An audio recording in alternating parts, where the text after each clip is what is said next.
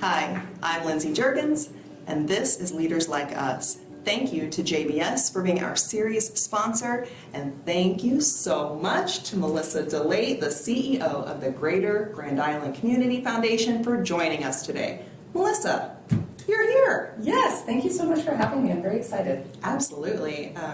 You are amazing for a million reasons, and we definitely don't have time to get to it all today, but it is an honor to have you join us for Leaders Like Us, so thank you so very much. Absolutely, my pleasure.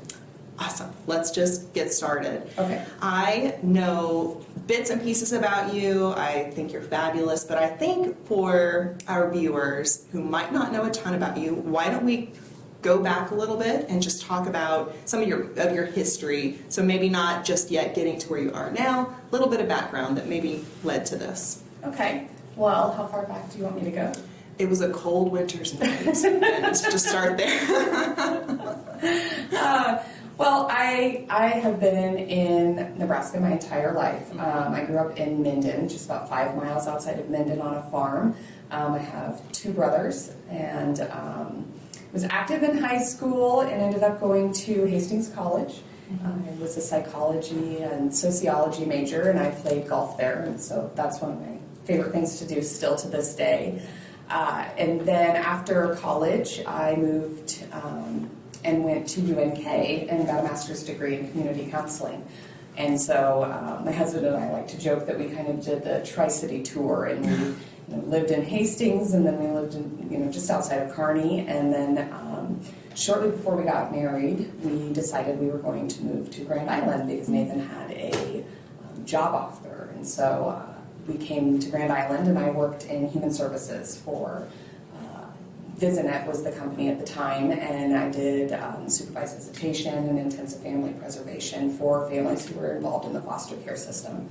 And then shortly after that, I began working for the state of Nebraska as a kind of, I guess, child protective services worker is the easiest way to say that.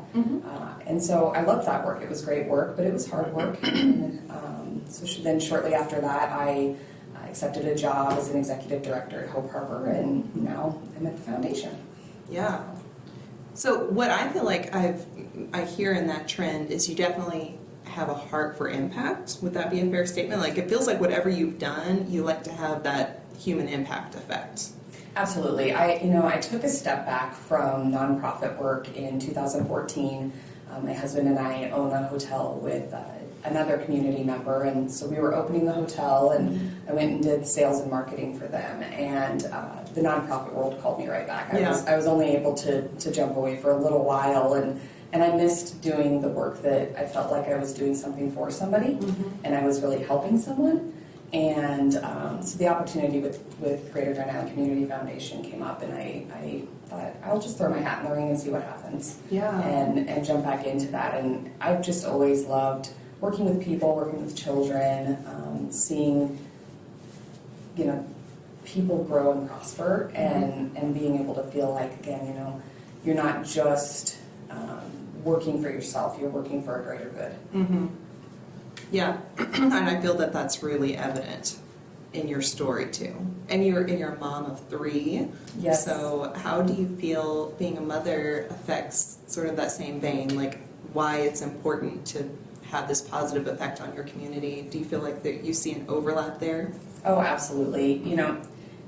I want to make the world a better place for my children. And I want my children to want to make the world a better place as well. And so I think that doing the work that I do teaches my boys a lot about that, and about community, and about philanthropy, and about having a heart for more than just yourself. It seems like sometimes the world can be so selfish. And I like that the work that I do shows my boys that that's not how everything has to be. Right. And you have done some tremendous work since you've been with the foundation. Was it since 2016? Was that when you started? Yeah. And I was just reading online, you've grown the assets. I know not you just by yourself, right? But you leading this team have grown the assets of the foundation from 17 million to 31 million. That feels like a tremendous deal. And so whenever you Okay, so why don't we talk just a second? If someone doesn't know what that means, can you talk a little bit about what that means, growing the assets of the foundation and what that impact has? Yeah, absolutely. So, a foundation really works on spending off of the dollars that they are managing within pooled accounts and or money market accounts. And so by growing the assets, we're able to grow the impact that we can have on the community. It allows us to be able to grant more dollars out into the community and serve our mission a little bit stronger. And so doubling our assets means we can really do a lot more in the greater Grand Island area. And that's what we've really been trying to do over the last few years. Mm-hmm. And what do you want to see for the foundation? Like if you could just kind of pick and choose right now for the next, say, 5 years, what would you like to see in terms of growth for the foundation? Well, obviously, anytime you're working anywhere, you want to see tremendous growth. And I just want to see the train keep moving. I want to see us stay the course and be able to continue to do excellent work for the community that we serve and for the donors and fund holders that we serve. Mm-hmm. I really want to see us to continue to be more proactive in the work that we do and the granting that we do, and help the community to build a better quality of life for everybody who's involved in it. Mm-hmm. I want to see people coming back because they know there's great things in Grand Island and there's a strong sense of community and belonging in Grand Island. I want to see things for people to do and collaboration between organizations. I really want to see just a strong community, a vibrant community that people want to be a part of. Melissa, it's clear you have invested in so many ways in this community, and Grand Island continues to benefit from that investment. But why Grand Island? You talk about wanting to see continued development, and you talk about wanting to see your kids grow and get involved. Love that, by the way. But why Grand Island? Why, of the Tri-City tour that you were on, is it here where you and your husband and family landed? That's a great question, and it's a hard one to answer in some ways because we never thought we would end up here. We didn't aspire to come to Grand Island. Right. It was happenstance, an opportunity presented itself, and so we thought, we'll try it for a little while and see what happens. And it took a little bit of time to get involved in the community. I think it can be hard to meet people sometimes when you get here, and to be completely honest with you, and I'm not trying to just plug Leadership Tomorrow because this is Leadership Tomorrow. Leadership Tomorrow was a huge catalyst for both of us to be able to get involved in the community. We have made lifelong friends from Class 24 that we still talk to. We refer people to apply for Leadership Tomorrow because it made a big impact on our involvement and really making us feel like a part of the community. And once we got here and we got involved, we fell in love. I mean, Grand Island is that small town feel in a bigger city in Nebraska where you feel like a lot of the time, everybody knows everybody and everybody's kind of looking out for everybody. And it's a great place to raise your kids. There's great school systems in place, and it's friendly. People are friendly in Nebraska. That's, Nebraska nice. I know that's not used much anymore, but it's true. And so when you look at other areas in the country and you visit other areas in the country, you're glad to be able to come back home. Mm-hmm. And I love that about Grand Island. I love that we are able to come back home and feel a part of a community and feel welcomed and received, even though we are outsiders. Mm-hmm. And Grand Island's got a little bit of everything for everybody, and we're just happy to be here and be raising our family here and to have had the opportunity to find our spot in this community. Yeah, that's cool, and I can relate to that a lot. Grand Island was not on my radar at all growing up. I grew up nowhere near here, and this temporary stop turned into a very permanent stop. So It happens. Yeah. And then you're like, oh wait, now I want to get involved and build these relationships, and it's really fun. Yeah, it is. And it's just, Grand Island's a great city, and I think it doesn't get enough credit for the wonderful things that happen here and the wonderful people who are here. And that isn't fair to Grand Island. It's not fair to the people who work hard to make this city a wonderful place all the time. Yeah. Yeah. I feel like a tiny example of that is this interview series, because when I'm chatting with folks like, who should I interview?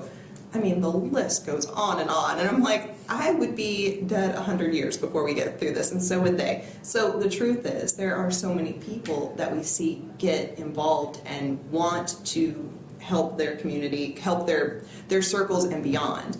For me, one process has been realizing all the different voices that I want to hear from that might not be in my immediate circle. So it's like, wait a second, these folks live here, and just because I'm not seeing or hearing from them all the time doesn't mean they don't exist, right? And so just making sure we're intentionally including and inviting people to the conversations that are going to be directive in where our city goes from here. I think that that's a really fun element to purposefully work on. But do you know what I mean? I do, and I think it's one of the biggest strengths of Grand Island. Yeah. To be completely honest, I think that the diversity of our community across all different genres of diversity, it's Totally. age, socioeconomic status, race, cultural, all of those things Yep. is what makes Grand Island beautiful. It's so true. My husband and I won't eat Mexican food when we travel because we can't get better Mexican food anywhere than here. There's amazing places to eat, and there's amazing culture in the community, and there's amazing voices in the community doing things that a lot of people don't even realize. And that's one of our biggest strengths, and it's something that I really hope that we can continue to tap into. I do too. And it's so heartwarming for me whenever for Leadership Tomorrow, we really enjoy taking people on tours. Like, that's a really fun thing.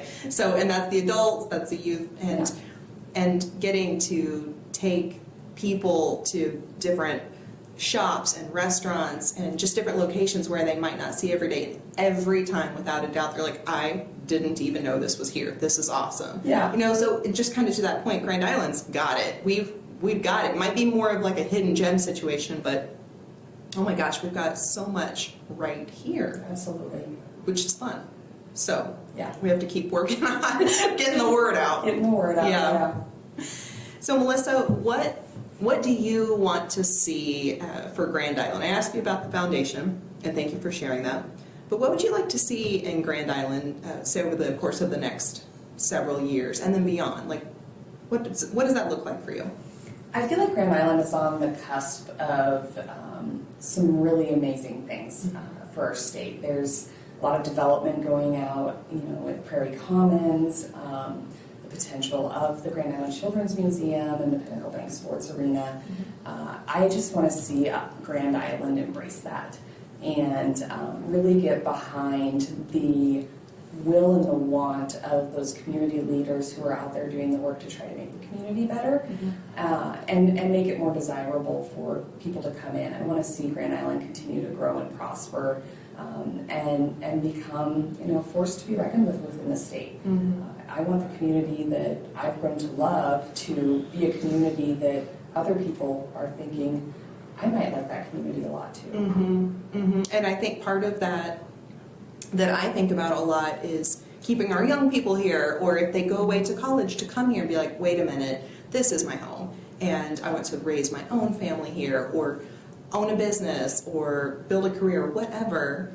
Do it in Grand Island. Absolutely, and we partner together on a program called Youth Philanthropy Board, and it works with juniors and seniors in the Hall County area. And that is one of the reasons we brought the Youth Philanthropy Board to Grand Island, was to be able to teach those students, obviously, about philanthropy, about the importance of giving back to your community, how nonprofits work, all of those things, but also to teach them about their community, Right. and help them to find a love for their community, so that hopefully someday they either come back, or if they're not coming back, they're thinking of Grand Island when they are doing their philanthropic giving. And that's when the foundation can come in Absolutely. to help you. Nice segue.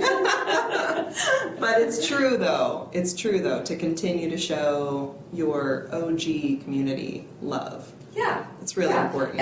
and just a sense of that sense of belonging and pride. Yeah. I think pride is the word I've been searching for. Is just what I want to see built in our youngsters, and somebody who's proud to go out there and say, I graduated from Grand Island Senior High. I graduated from Grand Island Northwest. It's a great community. And someday I'm going to go back there.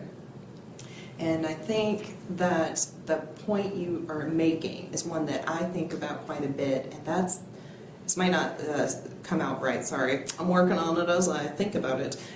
There's a storytelling component when we talk about what we're passionate about and why we care about this thing. And when we're talking about our community, we have to be able to tell the story. What is happening? Why does it matter? And the impacts that are happening from our actions. So I really find that to be important, especially when I'm talking with young people. Think about the storytelling component. You're explaining to people why something matters.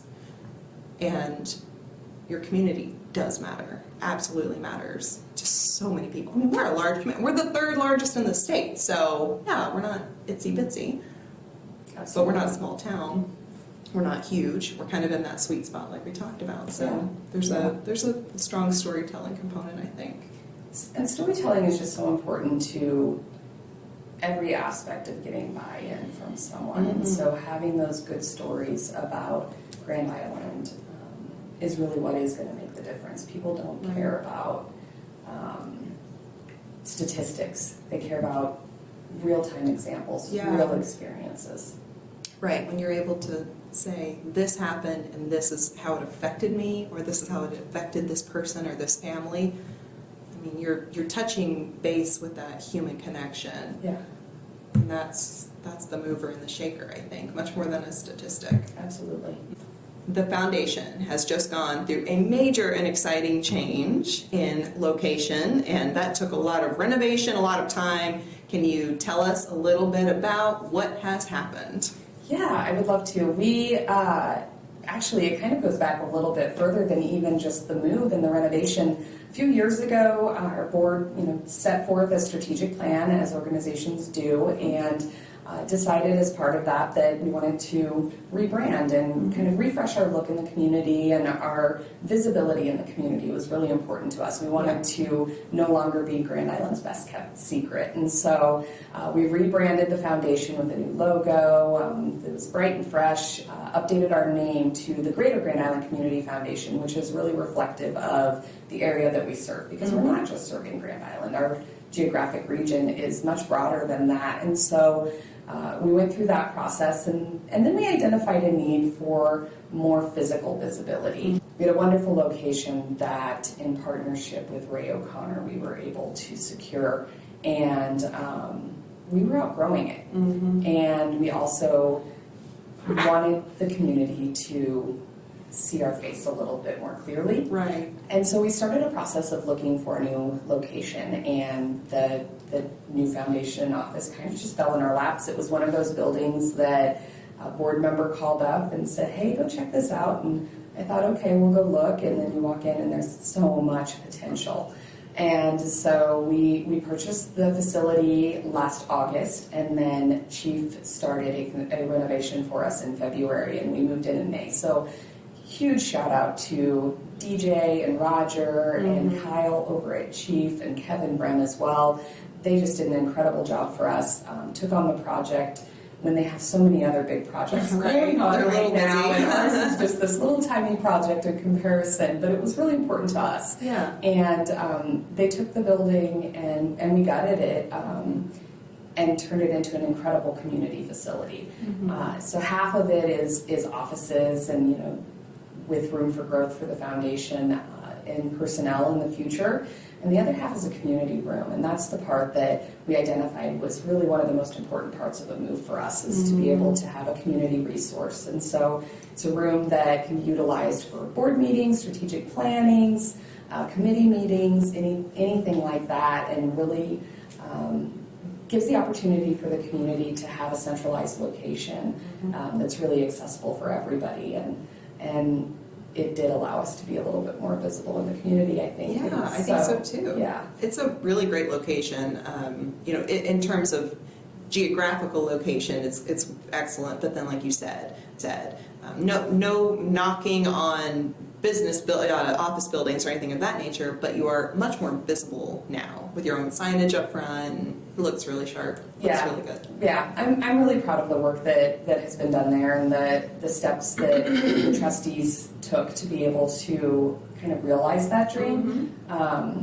It was a bold move, and definitely something that took a lot of thought and consideration for what was the best use of the foundation's resources and the best step forward to continue to be able to grow the foundation in a way that's going to be beneficial for the community. And I really think they did that. Yeah, that's awesome. And the fact that you have a community room now makes so much sense, right? It just feels It does. right. Yeah, So it that's does. fun. Yeah.